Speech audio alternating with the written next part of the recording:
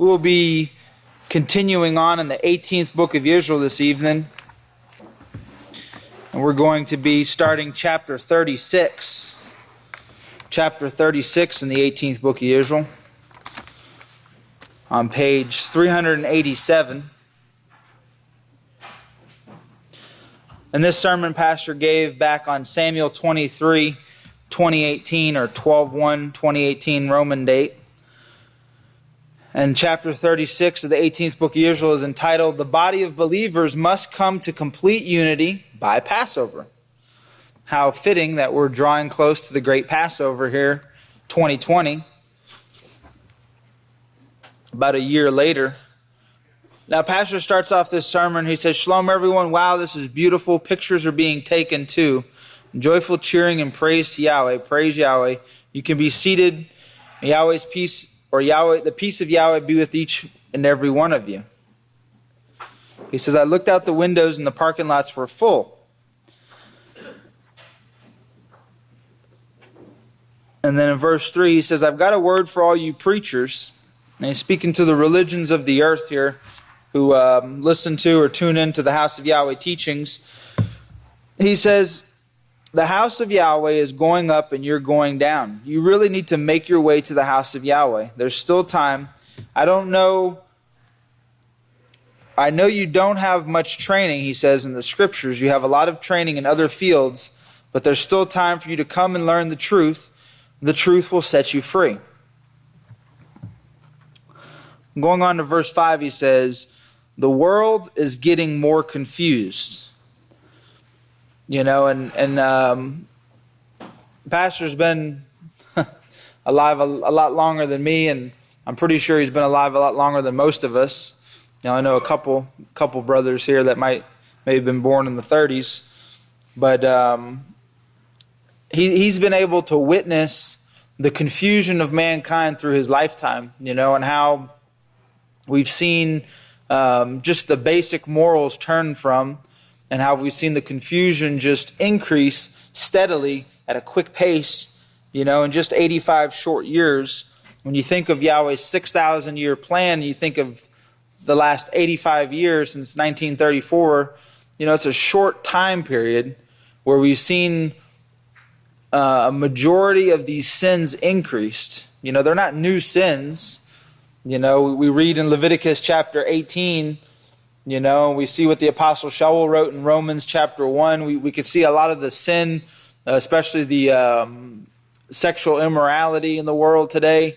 You know, these things were taught against from the beginning. Abel was teaching against these things because this was something that the carnal mind had led people to fall into from, you know, Cain on down.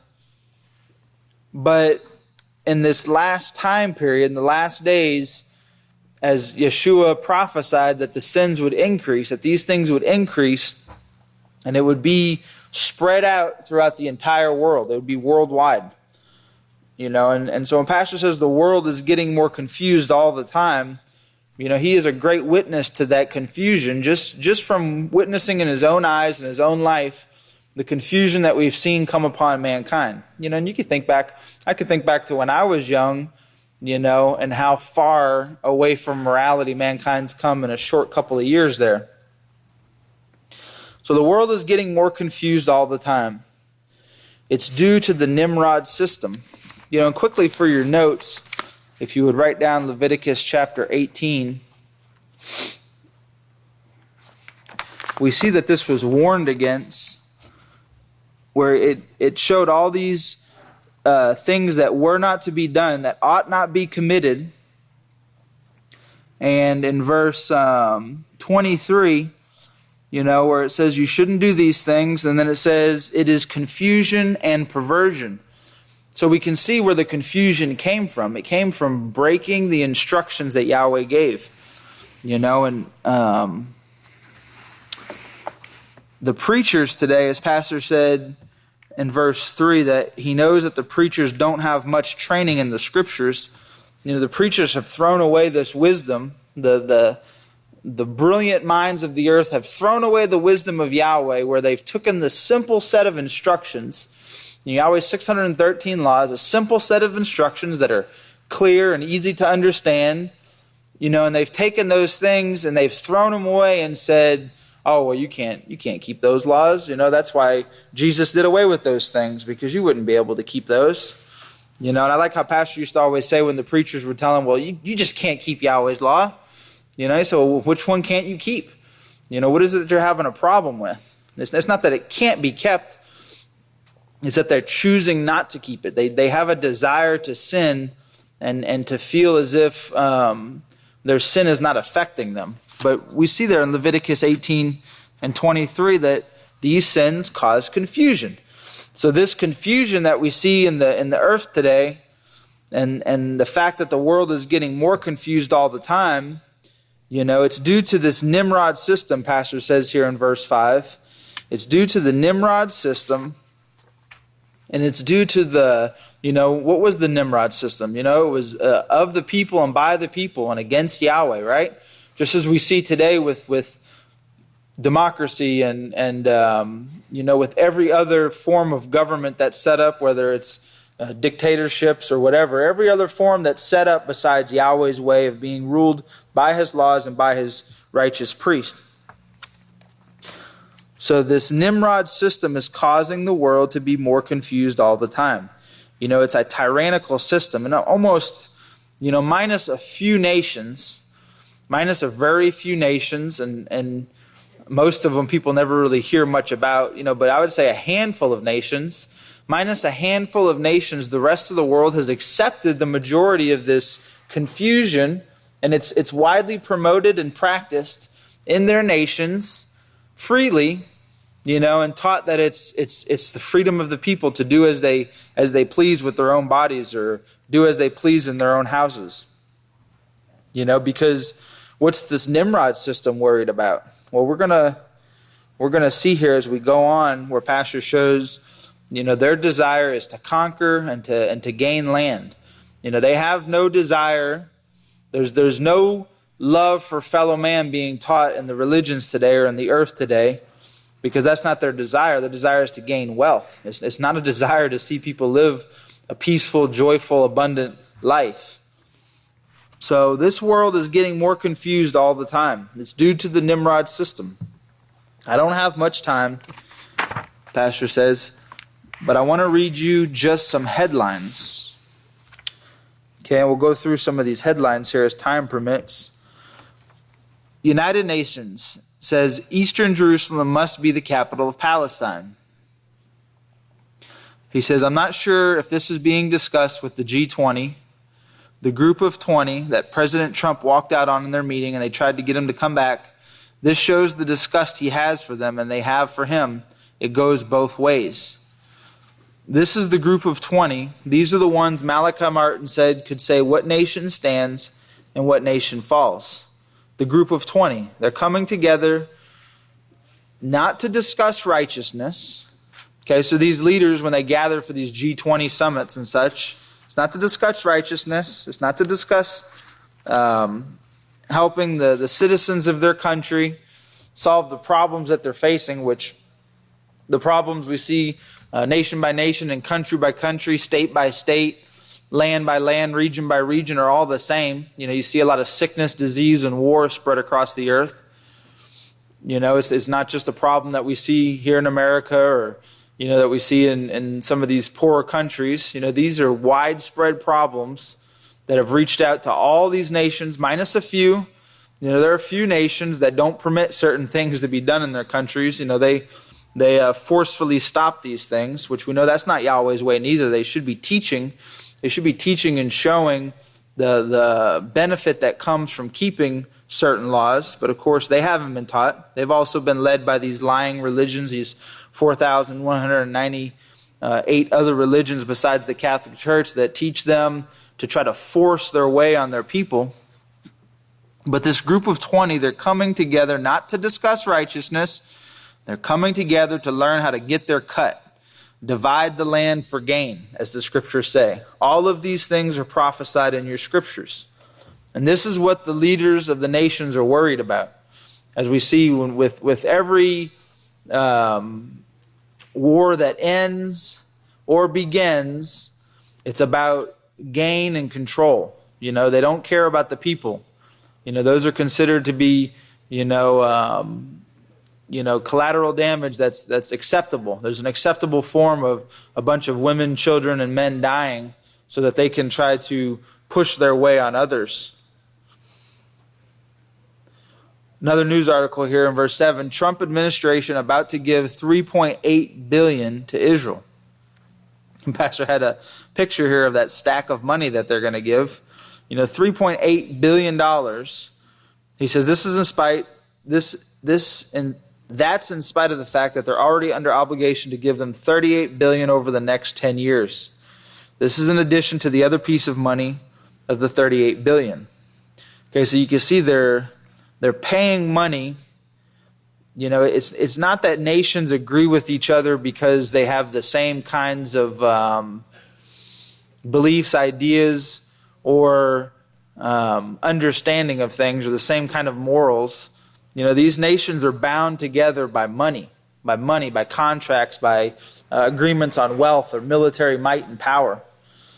And if America didn't give money to some of these countries, then other nations would step in, as we see in the news all the time, where other nations will step in and they'll offer their support. We'll give you our military defenses and build bases in your country and help protect you.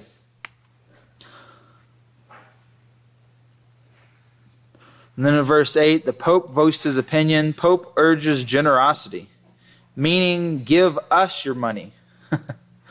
We need a bigger party house. We need something to keep all these extra babies. It's disgusting, and the people are finding out so. The Catholic Church is really trying to gain this wealth. I remember that was when Pope Francis first came into office. It was one of his big teachings about, people giving up their luxuries. And Pastor said he wasn't teaching them to give these things up for, because the Catholic Church was going to give up their luxuries. No, he was just teaching that they need to give up their luxuries to bring more money into the Catholic Church. They're hurting for money. These lawsuits are getting expensive. And bribing and buying countries is very expensive. Ukraine, full-scale war with Russia is possible. And you don't hear much.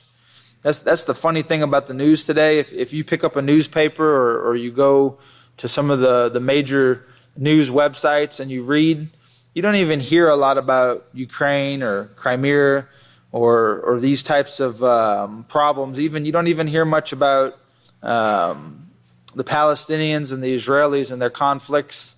Today when you go and read the news, it's just filled with a bunch of different things to get people's minds focused off of what's really taking place around the world.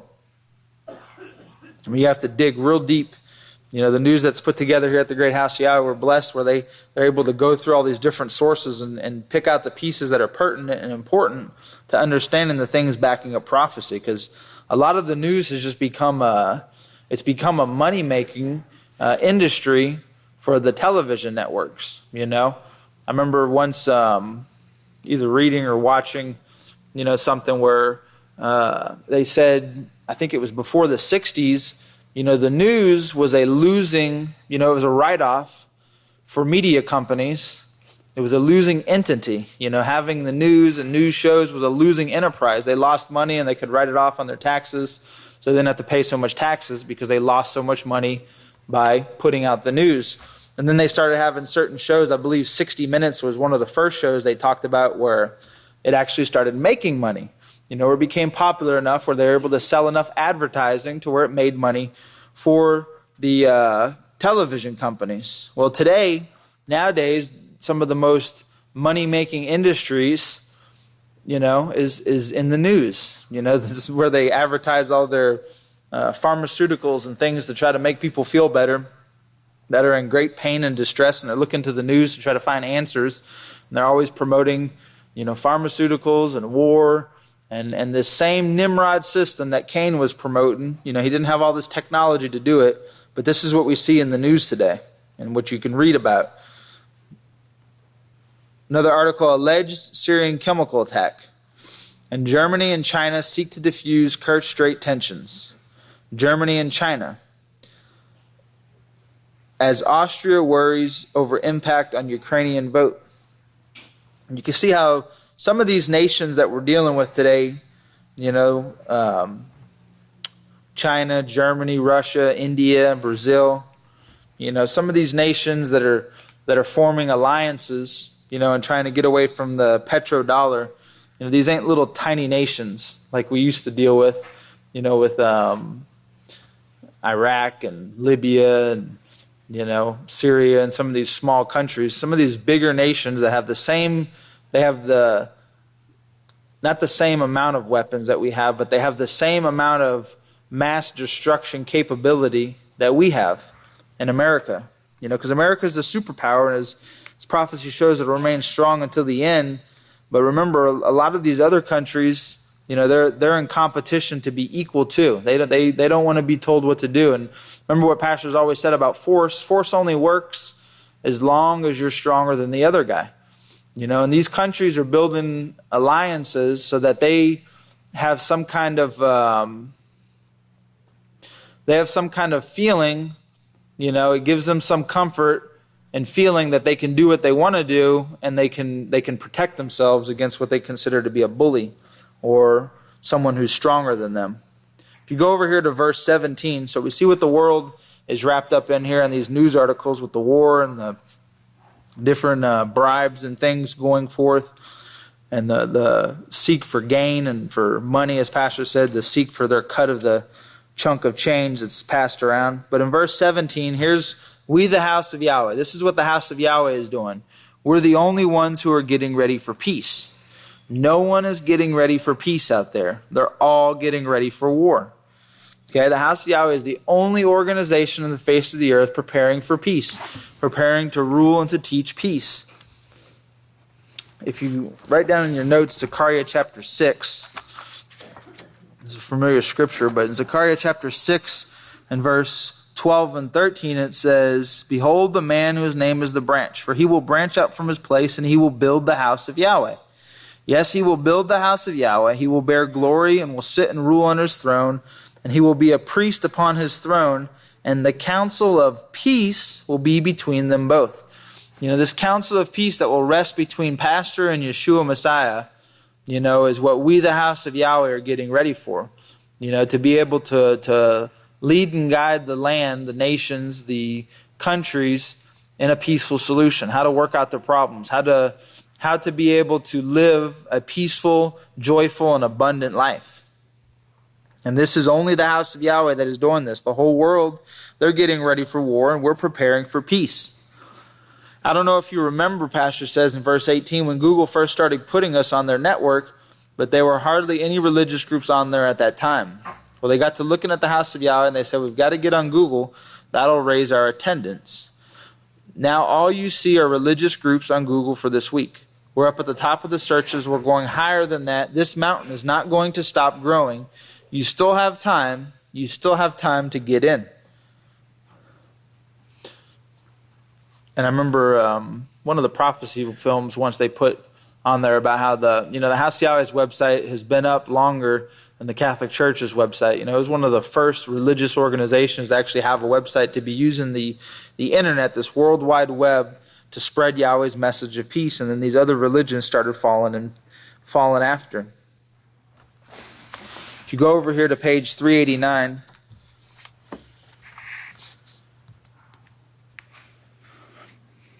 we're going to pick up here in verse 21. Pastor says, you've got counselors. Everybody has counselors. If the counselor doesn't understand, he'll write down your question and ask. Ask questions. The more questions you can get answered, the better off you are. Don't try to work it out on your own and interpret it. That's where you go wrong. As pastors always said, the motto in the world is, to just seek forgiveness later. Do whatever you want to do, or whatever you're desiring to do, and if you did something wrong, you just seek forgiveness later. This shouldn't be our mindset here at the House of Yahweh, man. We're supposed to ask, go to Abel and ask to see how we should proceed, so we're not having to go seek forgiveness for things that we shouldn't have been doing. Don't try to work it out on your own and interpret it. That's where you go wrong. You've got to know the subjects in the scriptures and put them all together, and there's your answer. Pastor says, I don't interpret Scripture. I let the Scripture interpret the Scripture. And then in verse 23, he says, now read with me in Matthew chapter 6 and verse 1. Matthew chapter 6 and verse 1. I want you to catch something here. Be careful that you do not do your alms in front of men just to be seen by them. This is a small thing, a very small thing. He's saying do your alms, but don't do it to be seen. Don't do it to be seen. That means you're doing it in private. And in the book of Yahweh here in Matthew chapter 6, and if you continue on in verse 2, it says, therefore, when you do alms, do not sound a long unbroken note on the trumpets before you, as the hypocrites do in the synagogues and in the streets, so they may receive glory from men. Truly I say to you, they have their reward. Okay, and if you look at the side notes in Matthew chapter 6 and verse 2, side notes G5, G6, and G7, it says, whose works proceed not from these hypocrites, their works proceed not from a right faith, but they are done for vain glory. You know, what do we see in the world today is everything's done for, you know, the veneer, the showing, the outward appearance, you know, for vain glory. Not righteous works or a right faith, but vain glory. And then in G6 here, where it says they receive glory from men, it says, in that they are praised and commended by men. And then in G7, which is Matthew 6, verse 3, but when you do alms, do not let your left hand know what your right hand is doing. In G7, it says, it is sufficient that Yahweh approves our works. And Matthew 6, 4 says that your alms may be in secret, and your Father who sees in secret will himself reward you openly. Okay?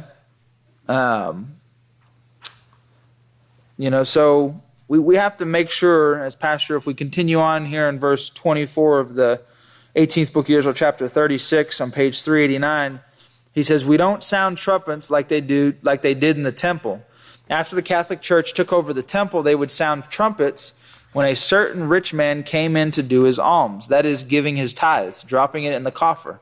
We don't pass moon-shaped plates. Do it where you'll get the praise of Yahweh. They love the praise of men. Yeshua said, greater than the praise of Yahweh. Don't allow the praise of man to become something you seek for. You would build yourself up this way and become a god. That's what they did. Okay, so Pastor's emphasizing here that we don't need to be seeking to be praised by men. We need to seek Yahweh's praise. Okay, and you know, this applies to when we're, you know, paying our tithes, or when we're, you know, putting forth our effort and helping get the work done. You know, don't seek to be a man pleaser, you know, where you're trying to show off for someone. You know, a lot of times most of the work we do, you know, it's pretty much done in secret. You know, everyone's off in their own areas and they're doing their work. You know, it's not like everyone's sitting there watching you. The whole House of Yahweh is sitting there watching you to see what you're doing. You know, and we should be mindful. We should be mindful that Father Yahweh in the heavens are watching us, and we should be seeking to please them. You know, and whatever we put our hand to do, men, we should always do it with all our might. You know, not just when the supervisor's watching or when we think someone's watching upon us, but, you know, whenever we're doing the work of Yahweh, you know, we're proving ourselves either fit or unfit for one of these positions that Yahweh has in His great kingdom. And this is the praise we want, you know, and we should be mindful of that day by day in our actions, that we're seeking to please Father Yahweh. Now, in closing here, you go over to page 390. On page 390 and verse 32, Pastor says, they are learning, let's see here. They are learning, these could convert and come over to the house of Yahweh. Okay, he says they're not worshiping Yahweh in Israel. Okay, and he was speaking here about the work that him and the priest did in the land of Israel, and how they were giving them the guidelines for how to rebuild the temple and to do it in a peaceful way. You know, as shown in the great book of Yahweh in the book of Yeketskiah, how they could, leave out the outer court, leave it out, and they wouldn't have no big world war on their hands with the Muslims. But Pastor says they're learning and they can convert and come over to the house of Yahweh. They're not worshiping Yahweh in Israel, not in Jerusalem, not in the land of Israel. Yahweh is not worshipped there. And if you read their articles, you'll see they're worshiping their gods. That's what they used in the articles. When we were there, we used the name Yahweh. We showed them Yahweh. We showed them His truth, and they accepted it. They're trying to go with it, but they're getting scolded on every turn they make.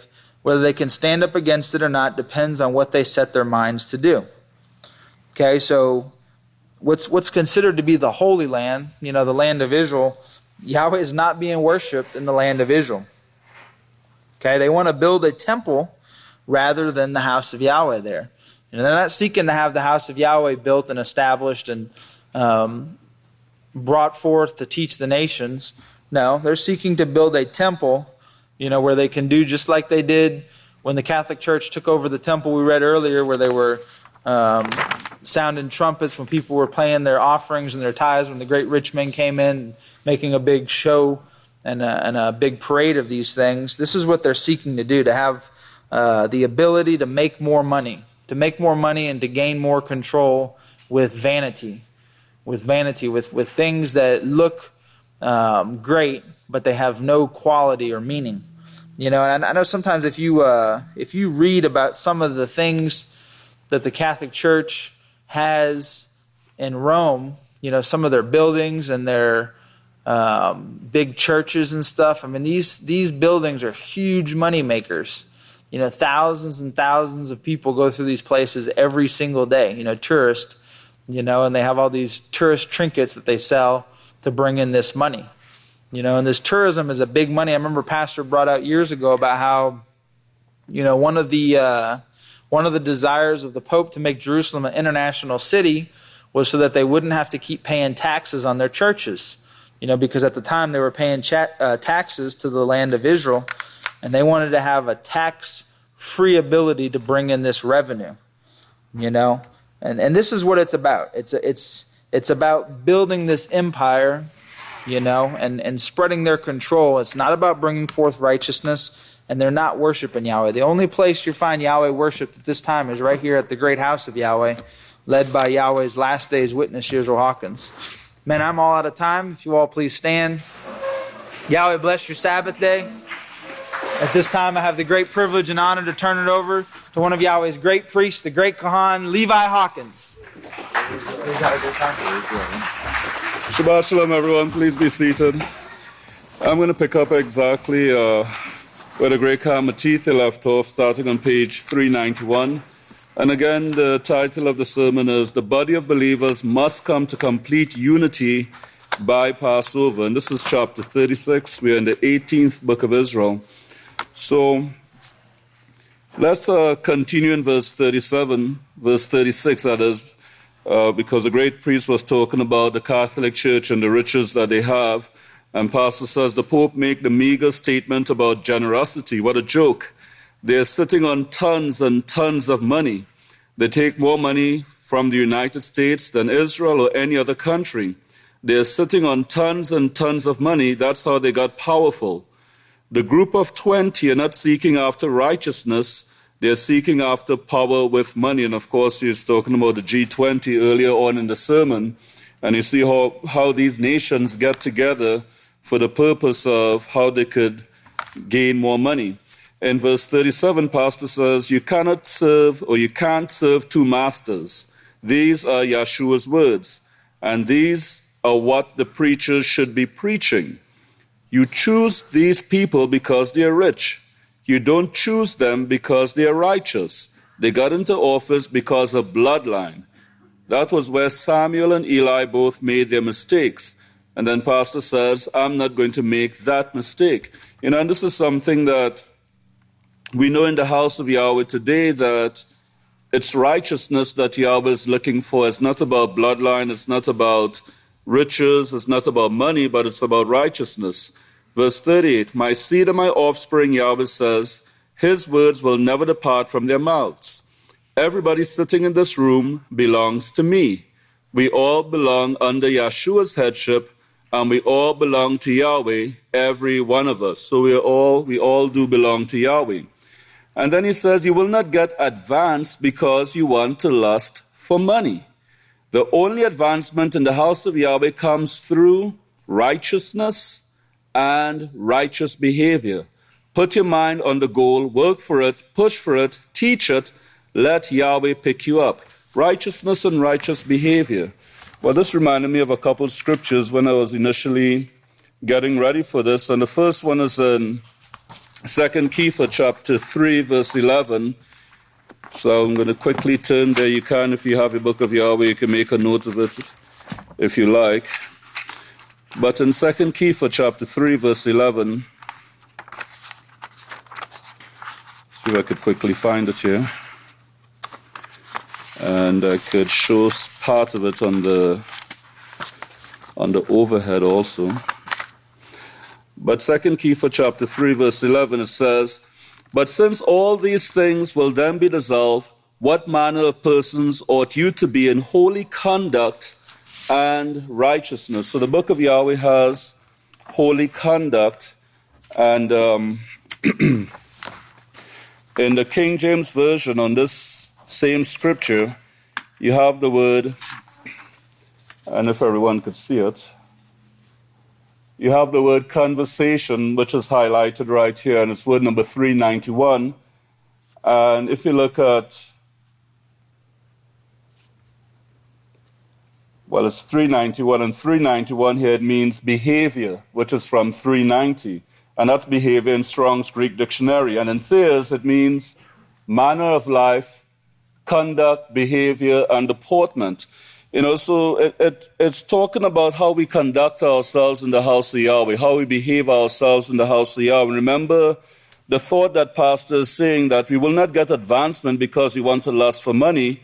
The only advancement in the house of Yahweh comes through righteousness and righteous behavior. And of course, if you think about righteous behavior, there's another scripture that comes to mind, and this is in 1 Timothy chapter 3, verse 15. 1 Timothy 3:15, and everyone should know this one. And it says, but if I'm delayed, I write so that you may know the right and proper way to conduct yourself in the house of Yahweh, who are the called-out ones of the living Father, the pillar and ground of the truth. And again, in the King James Version, it shows to behave thyself, where it has conduct ourselves. In the book of Yahweh, it shows to behave ourselves. And it's word number 390, and we already see that word number 391 comes from 390. And it means, just the highlighted portion, to conduct oneself, behave oneself, live. So we ought to know how to conduct ourselves in the house of Yahweh. And I'm going to go back to this after I read verse 40 in the book of Israel. Pastor says, the scripture I went to first, Matthew 6:24, I decided I do want to read it. No one can be the slave of two owners, for either he will hate the one and love the other, or he will be loyal to one and despise the other. You cannot be a servant to both Yahweh and he said, you see that last word? Well, the last word there is riches. You cannot be a servant to both Yahweh and riches. And remember what we just read in 1 Timothy or 1 Timothy chapter 3, verse 15, concerning righteous conduct, right? That we have to conduct ourselves righteously in the house of Yahweh. But we are not left to guess what this righteous conduct is all about. If you look at 1 Timothy chapter 3, verse 1, it says, this is a true saying, if a man desires the office of an elder, he desires a righteous work. An elder then must be blameless, in unity as husband and wife, vigilant, alertly watchful, sober, and notice what it says next, of righteous behavior. Of righteous behavior. And this is, I didn't copy this one, but it's going back to modest and behaving yourself in a modest manner. Given to hospitality, able to teach, not given to wine, no striker, violent, not greedy for filthy lucre, or filthy money, or riches, or wealth, but patient, not quarrelsome, not covetous. So this is telling us what righteous behavior is all about. And it's not only for the priest of Yahweh that they need to behave righteously. If you look at verse 8, it says, in the same way deacons must be grave, dignified, reverent, not double-tongued, equivocal, telling a different interpretation, not given to much wine, not greedy of filthy lucre or for filthy money. So this is for everyone in the house of Yahweh. This is what righteous behavior, righteous conduct is all about. This is how we ought to behave or conduct ourselves in the house of Yahweh. And you cannot have the love for money and hold the love for Yahweh at the same time, because you're going to serve either one or the other. And this is what Pastor is pointing out here. So you cannot be a servant to both Yahweh and riches. And he says, read it. And then he goes on to talk about how he was raised properly in his time period, not going to bed hungry, or he said he didn't notice the hunger. There was a lack of food. But he says in verse 42, I'm not putting you in that position. We have got food free. Everybody gets free food. Nobody goes hungry in the house of Yahweh today, but I did when I was learning the scriptures. And then he said, we never went to bed without getting our food from the scriptures. We might have went to bed without physical food, but we never went to bed that I can remember one single night without our fill in the scriptures. I take that back. He said, I don't think we ever got full. One of the things we truly enjoyed every evening was the study of the scriptures. I grew up that way, and it became a habit and one that I can't get enough of. That's the way I want you, and that's how you are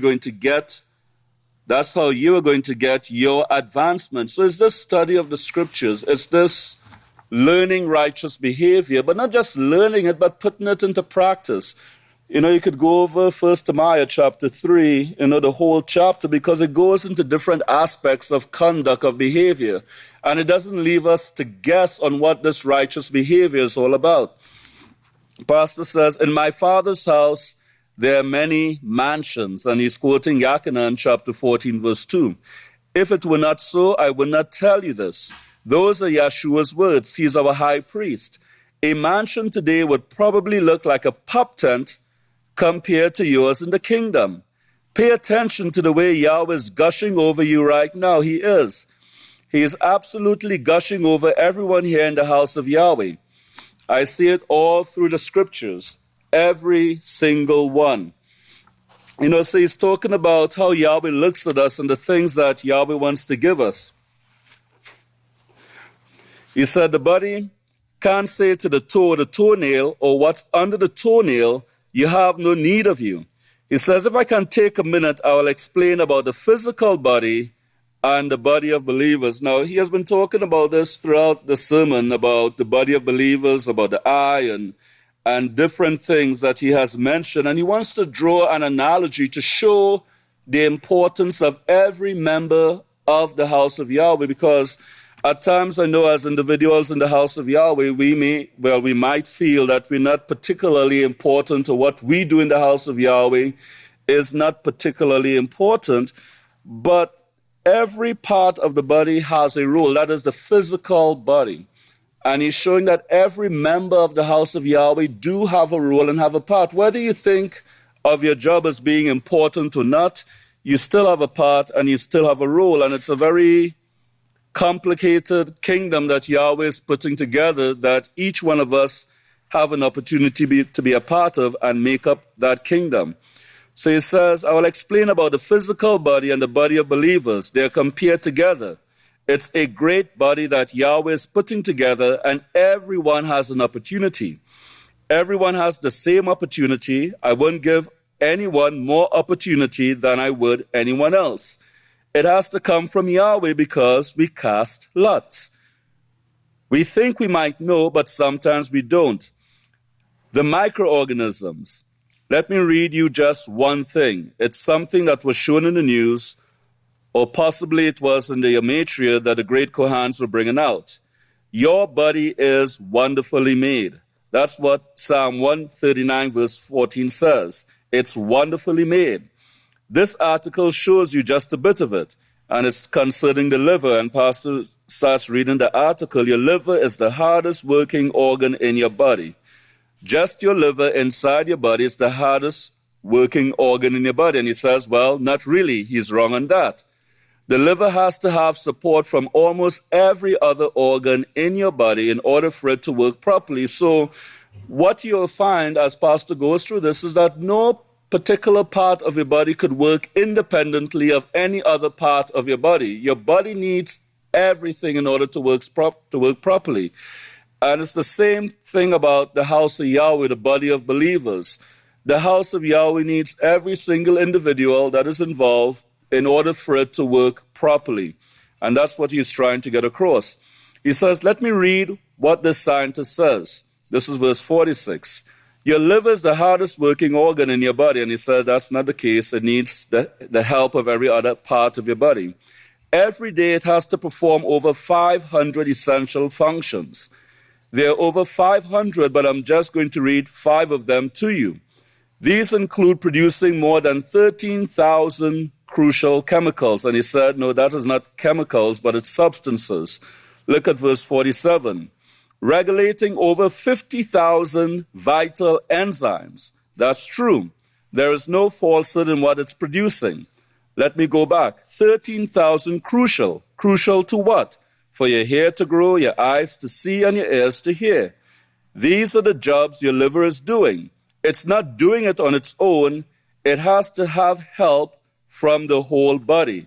If you'll get this picture in your mind, you will start to understand the great body Yahweh is putting together to actually govern and rule like Yahweh, the whole universe. Yes, the whole universe. So he's trying to show us that if we just look at this one organ and all the roles that it's fulfilling, it still has to have input from every other part of the body in order for it to do its function.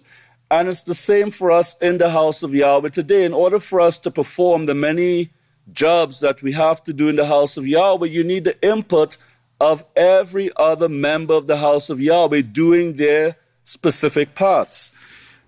And then he goes on to talk about, at the end of verse 48, he says, that's the only way here, he says, he's got a body of believers and it's made up similar to the body of man. Verse 49, going back to the function of the liver, balances sex hormones, include testosterone and estrogen, filtering nearly 100 gallons of blood that pass through it every day, every single day, producing a full quart of bile daily to break down fat and to help with food digestion, detoxifying waste products and pollutants, like the chemicals that they're spraying on your food, so the whole body can function. If you can get those in your mind, those are just 5 or over 500 chores that one organ is taken care of. And then he gets on to another subject. He says, on to Yeshua, this is another subject. They will all add up. Yeshua said, if the eye is evil, the whole body functions properly? No. That's what the preachers say. That's what the Christians say. Yeshua said if the eye is evil, the whole body is full of darkness. That means it can't function properly. He's talking about the body of believers. If you get in your mind what I'm trying to point out, we got to reach complete unity before Passover. And it's interesting that he made mention of that it has to be done before Passover. And I want everyone to have that as a goal, to come to complete unity before Passover. But also remember what we covered about righteous conduct, righteous behavior. That's part of coming into unity, being able to practice Yahweh's laws to that degree. He says, do you see any unity in the group of 20? Do you see any in the group of 8? They have picked out and narrowed them down to 8. Do you see any unity there? And of course, they kicked Russia out of the 8, so now they're down to 7. That is the G7. Yahweh says to you, you're going to be in full unity. If the eye is full of righteousness, the whole body is full of light. The eye. He said the eye, and then he goes into, if he was preaching like the world, then the house of Yahweh wouldn't be full of light. You know, he's preaching the righteous message, the message of righteousness. So we do have access to the light because we know that the light is the laws of Yahweh. And then he talks about what they're doing, what the scientists are doing in order to change the genetic makeup of the bodies of children in verse 52. You know, how they're doctoring up the bodies. They're actually taking genes from animals, putting them into the genes of the offspring of some. They got them on trial for doing that, and they just produced some. Verse 53, Yahweh gives us laws to govern this body that I just told you how wonderful it was. He gives us those laws and says, don't eat this. Don't eat those things there because they will defile your body. What he meant was they will change the kingdoms in your body. And of course, you know, he's referring to unclean foods here, that if you do take it unclean food, it will change the kingdoms in your body. But it's not just talking about physically eating, because it's not only physical food that can change the makeup of our body, but also the things that we take in through our eyes, you know, what we see, the things that we take in through our ears. All of these things can have a change. It could physically change our bodies, physically change the kingdoms in our bodies. And if we are not taking in righteousness, not just through our mouth, but also through our eyes and through our ears, it could have devastating, just as the devastation that could occur to us would be just as bad as if we were eating pork all the time. Or it could be just as bad as if we were doing illegal drugs, marijuana, and so forth. And this is an article I'm going to read here because we're going to talk about the eyes and what feeding our bodies, the wrong thing, what it can produce. So the article is, watching pornography rewires the brain to a more juvenile state. Now remember what we just read in verse 53, where he says, don't eat this, don't eat those things because they will defile your body. And what he meant was they will change the kingdoms in your body. So we are talking about when you take in the wrong thing. Now this is through your eyes and what it does, how it begins to alter and change the body. So it says, the summary of the article, it says, from eroding the prefrontal cortex, an area of the brain critical for impulse control or self-control, to damaging the dopamine reward system, researchers evaluate the impact of viewing pornography on the brain. And the article says, pornography has existed throughout recorded history, transforming with the introduction of each new medium. And then it gives an example of hundreds of sexually explicit frescoes and sculptures were found in the Mount Vesuvius, the ruins of Pompeii. And then it talks about, since the advent of the internet, porn use has skyrocketed to dizzying heights. Pornhub, the world's largest free porn site, received over 33.5 billion visits, 33.5 billion site visits during 2018 alone. 33.5 billion. I'm not going to read the entire article, but it's really interesting. So I'm just going to read I would like to read the entire article, but time wouldn't permit it. But the article goes on, it says, science is only beginning to reveal the neurological repercussions of porn consumption, but it's already clear that the mental health and sex lives of its widespread audience are suffering catastrophic effects. From depression to ED, porn appears to be hijacking our neural wiring with dire consequences. In my own lab, we studied the neural wiring that underlies learning and memory processes. The properties of video porn make it particularly powerful trigger for plasticity. And what plasticity is, he says, is the brain's ability to change and adapt as a result of experience. So our brain has that ability to change and adapt according to what we're experiencing. And again, this particular article here, we are dealing with what is coming through the eyes. Combined with the accessibility and anonymity of online porn consumption, we are more vulnerable than ever to its hyper-stimulating effects, the impacts of porn consumption. In the long term, pornography seems to create sexual dysfunctions. And then it talks about the different sexual dysfunctions that it creates. Marital quality and commitment to one's romantic partner also appear to be compromised. So even the quality of marriage is compromised by this. And you would think that it's just single people that is engaged in this activity, but that's not the case. It's married people also, but it compromises the quality of the marriage, whether you engage in it before marriage or after marriage. It still compromises the quality of the marriage. To try to explain these effects, some scientists have drawn parallels between porn consumption and substance abuse. Through evolutionary design, and we know this is not through evolution, but it's talking about the way Yahweh designed the body, the brain is wired to respond to sexual stimulation with surges of dopamine, and dopamine is a neurotransmitter. And it says, this neurotransmitter most often associated with reward anticipation. Reward anticipation. So it's talking about receiving pleasure in anticipating a reward. It also says that this particular neurotransmitter also acts to program memories and information into the brain.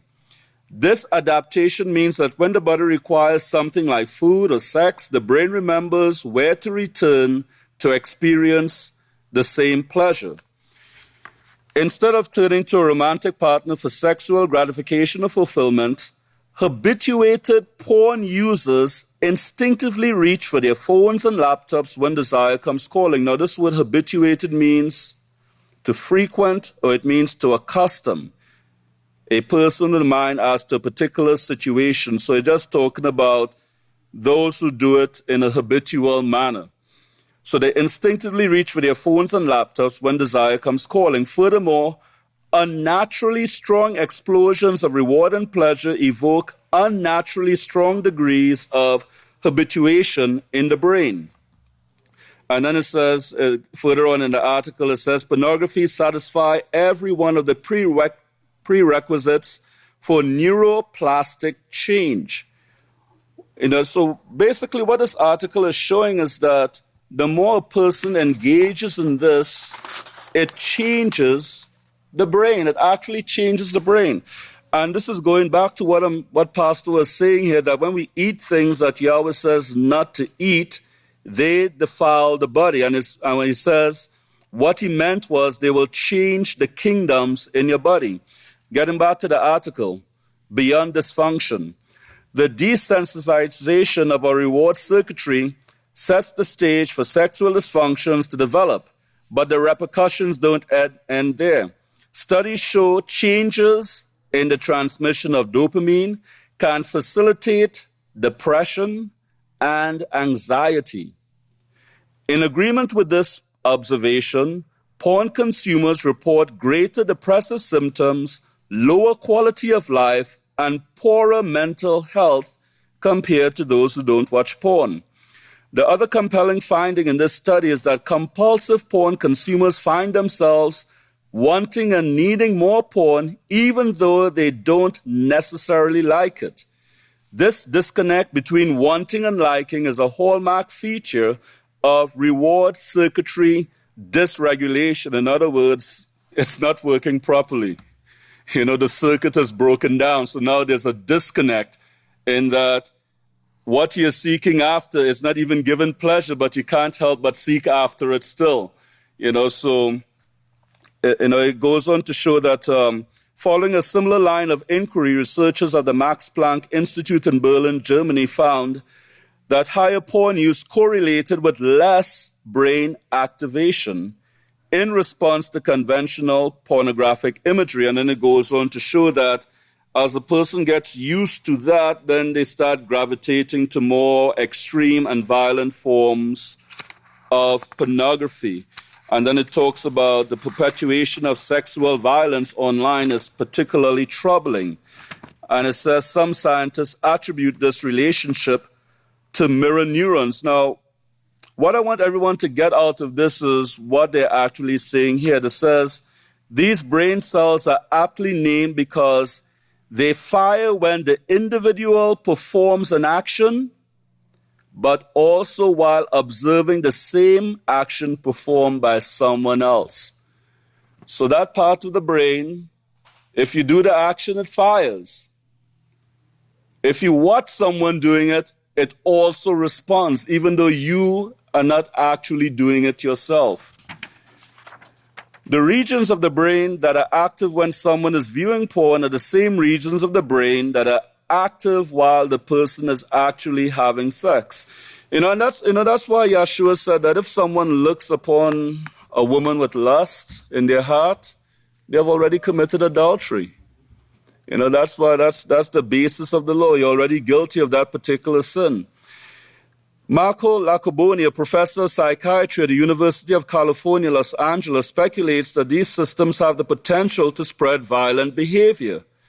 The mirror mechanism in the brain also suggests that we are automatically influenced by what we perceive, thus proposing a plausible neurobiological mechanism for contagion of violent behavior. So we are automatically influenced by the things that we perceive. Now, the last part I'm going to read of this is under moral development. Porn use has been correlated with the erosion of the prefrontal cortex, the region of the brain that houses executive functions like morality, willpower, and impulse control. You could scratch that word impulse and put self-control, because this is what it's talking about. To better understand the role of this structure in behavior, it's important to know that it remains underdeveloped during childhood. That is why children struggle to regulate their emotions and impulses. Damage to the prefrontal cortex in adulthood is termed hypofrontality, which predisposes an individual to behave compulsively and make poor decisions. And then in conclusion of the article, it states, it's somewhat paradoxical that adult entertainment might revert our brain wiring to a more juvenile state. So the more adult entertainment you take in, the more juvenile you become. Isn't that ironic? And it says the much greater irony is that while porn promises to satisfy and provide sexual gratification, it delivers the opposite. So again, this is an article that was taken from Neuroscience. And it just goes on to show the wisdom that Yahweh has in designing the body and telling us why we shouldn't engage in certain activities. And what Pastor is talking about here, that if we do take in things that we ought not to, it will change the kingdoms in our body. So here you just have an example of where it can actually change our brain, the way our brain is wired. And it can influence the neurotransmitters that plays a role in memory and in learning. So you could see that if we're not taking in righteousness as we should, then we can be limiting ourselves in qualifying for the positions or to be a part of this kingdom. Let's look at verse 60, found on page 394. Pastor says, every time I think about gifts, I think about Abraham. This is what you need to do. Abraham was a righteous man. So was Eli. So was Samuel. So was Eli. I'll show you how they became righteous, possibly in the next sermon. But I think of Abraham. He said to the king of Babylon, you're not going to trick me into taking that. Then you'll be able to stand back and say you made Abraham rich. Meaning he could say he furnished money to the house of Yahweh because the house of Yahweh couldn't feed its poor without his help. Pastor says that's not going to be said in the house of Yahweh. Yahweh takes care of his people. You might not have a mansion right now, but you will have one later if you prove yourself to get into my Father's house where there are many mansions. And men, remember that it's going to take righteous behavior, righteous conduct in order to receive those positions that Yahweh promised. And remember, let's push for before Passover, as the title of this sermon suggests. So Yahweh bless your understanding.